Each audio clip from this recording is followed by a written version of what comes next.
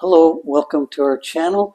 Today's talk is another quote from Thomas Hobbes, a man who lived in the 1600s and had views about humanity that were rather dark most of the time. Anyway, welcome to our channel, and I hope this talk will be beneficial to you and encourage you to actually practice. Okay. Today's quote is, humans are constantly running a cost-benefit analysis, judging whether the potential reward is worth the risk of pain. So, that isn't something that we consciously do. We're not sitting down with a pencil or a pen and trying to analyze every decision we make in the way we speak, the decisions we make, where we go, what we buy, who our friends are, what kind of conversations we have. But hidden behind our choices is the desire to be comfortable and to have everything go our way.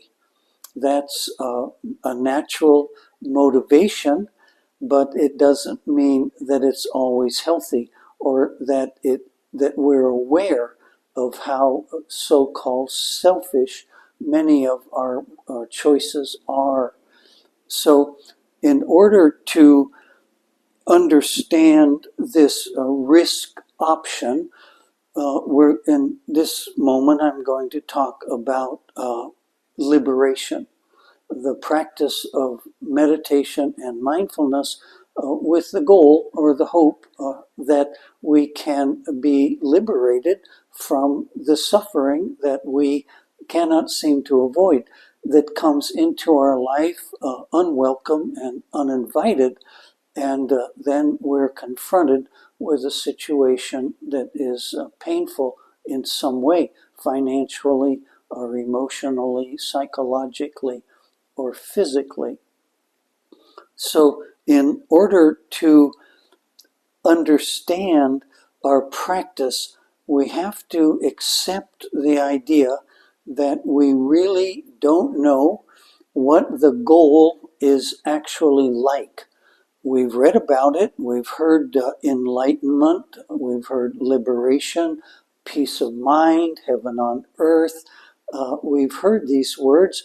They are appealing to us, or we wouldn't be practicing. But the mistake that we make is imagining what the alternative to a secular life, a secular value system, a secular lifestyle. What is the alternative? And is it worth the effort? Is it worth the pain when we're sitting in meditation? Is it worth the pain that we cannot control and want to move, and we're instructed to try not to move? The pain of possibly getting out of a relationship so that we can be more devoted to our practice, the pain of separating from family in solitude. In the Theravada forest monk tradition, when a monk takes on the robes, they cut off all communication with any family member or relative for the first 5 years. They abandon, as did Buddha. He abandoned his wife and newborn son, his parents, and his future as king of a small kingdom to seek an alternative to the rewards that the cultural the society offers us: prestige and fame and notoriety and power, money and comfort.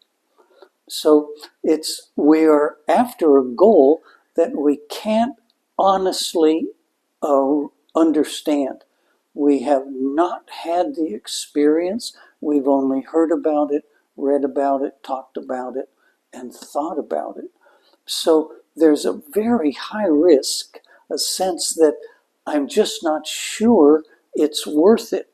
And that's where faith and trust arise, Can we trust that the Buddha and other great teachers in the world are being honest? Are they being completely honest? And if we follow them by practicing what they teach, are we really assured of success? We don't know. And that's where our faith comes in, that we just practice day by day and trust, have confidence that the Buddha, the Buddha's teachings, and those who have successfully practiced those teachings can be trusted, and we can work kind of blindly, just one foot in front of the other, until these successes arise as direct experiences for us. So carry on, maintain the faith, and most of all, maintain the practice.